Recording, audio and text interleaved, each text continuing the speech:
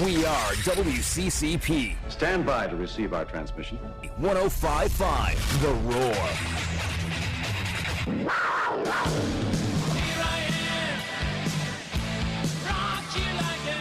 What up? I'm Leadership and Mental Toughness Coach Andrew Wittman, joined by the mighty Lee Harper here at Get Warrior Tough, the most monumental hour in media anywhere. Call two friends, grab some paper, buckle up. It's fixing to get good. All right, so my 2-minute rule, Lee. Here's the 2 minute. Let me ask you this. Could you suspend your disbelief for an hour and a half? Do you think an hour and a half? Could you do it? Yeah. Yeah, most people can, because I ask them, have you ever watched a movie that you liked? And they say, yeah. I said, well, then you suspended your disbelief for an hour and a half. Because you know that ain't real. They Hollywooded that stuff up, right?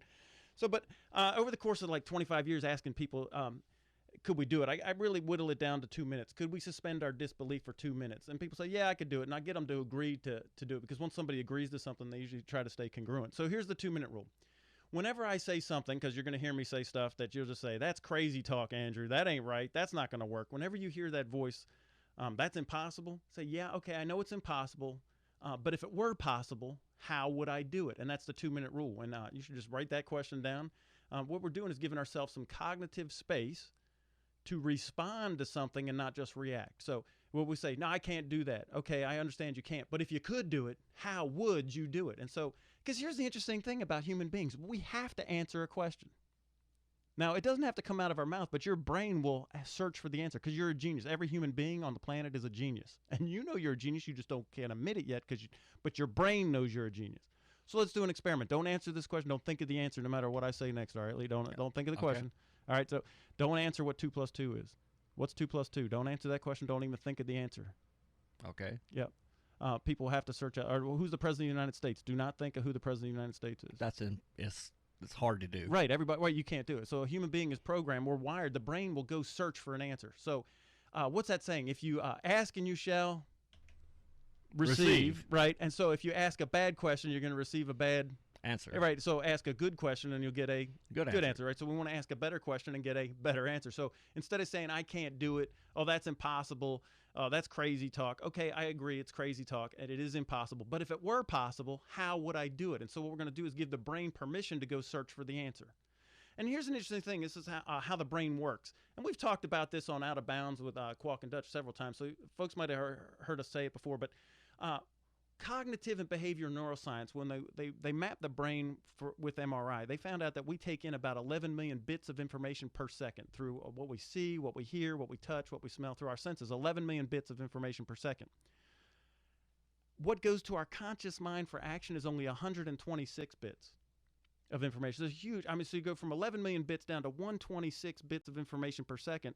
And so, well, how do we get to that one? How do we pick those 126 bits of information per second? Well, our mindset is the filter. So what we think, what we believe, what our opinion is, what our attitude is, becomes a self-fulfilling prophecy, medically, electrochemically, biologically. It's not just motivational speaker junk, you know. So, but medical science backs that up. So what you think. Now, here's an example. A couple years ago, my wife asked me to go take her to see the movie Les Mis. And I heard it was a musical. Not really my favorite, but she enticed me. She said, babe, Wolverine's in it. I said, really? She said, yeah, and Maximus the Gladiator. I said, huh. And then she went in for the kill.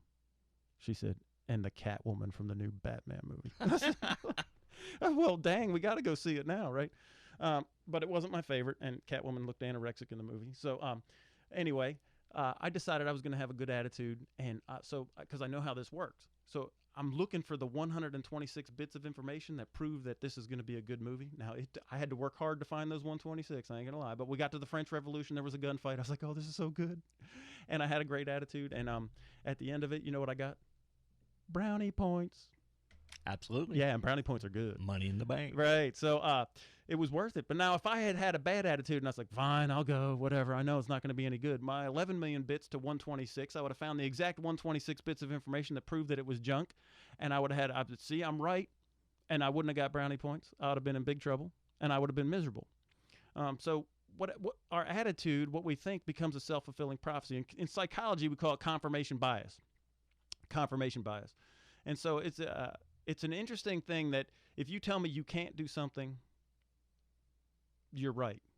if you tell me you can do something, you're also right. Now, it's not instant. You know, how long did it take Thomas Edison to get that light bulb thing right? You got to figure out how to do it. Right. So he stacked a lot of 126 bits of information together. He was stacking them, and it took him a long time. And a lot of people told him, you're nuts. It ain't gonna work. It ain't gonna work. You failed. And he kept trying and stacking his 126 bits. And finally, aren't you glad? Yes. I am too, man. I'm so happy. Well, we'd be sitting here in the dark right now, for one thing.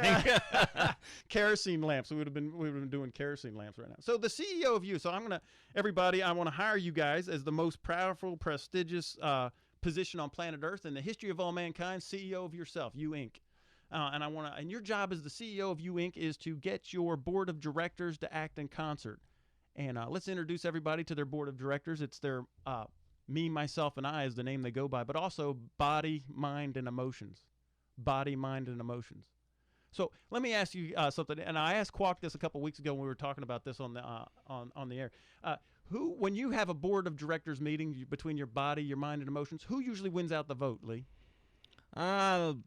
Probably your emotions. Yeah, a lot of times it is your emotions that have the most powerful vote. And I told Kwok this, a lot of times my body will win out too. I was the fat kid in high school. I lost 50 pounds in boot camp. Man, and I hated nothing more than running, except the only thing I hated worse than running, more running. Oh, yeah. Yeah. And it took 20 minutes for my fat to quit jiggling when I got done running. That's right? So what would happen on these runs, my body would yell this, "You're dying. We're dying. We're going to die. You got to stop. We're dying. This is a big hill. You're going to die." I wasn't dying. My body was lying. So my body would take over. And a lot of times my body would be like, "We ain't getting off the couch today. We're just going to sit and eat nachos, watch TV." So a lot of times my body will have a higher vote. And a lot of times have you ever made an emotional decision? 1,000 times. Yeah, and how'd those work out? Not good at all. Not too good, right? So the mind should have the biggest vote, but usually it has the least power in the boardroom. And so as CEO of You, we want to get, and this is what the biopsychology and the neuroscience behind it, is to get, performance mindset, to get our body, mind, and emotions to work together in concert and everybody vote in the same direction. And if we can't do that, at least let's get our mind into a more powerful position. So the first rule of being CEO of You is to separate logic from emotion. Separate logic from emotion. As a mental toughness coach, this is what I do is when I'm working with athletes and CEOs and executives, when I come in and work with a company, we find out, why do people do what they do? What's their internal driver?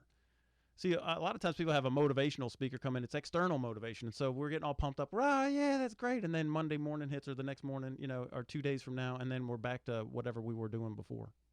And then it's, because what they did was an external motivator. We got all pumped up, and it was an emotional ride. It was a roller coaster, but there was no reason for us to figure out why we do what we do. So the first thing to do is find the emotion is our driver. It's our rocket fuel. That's the engine to doing why we do what we do. And logic is the steering wheel. We should steer with logic. Steer with logic.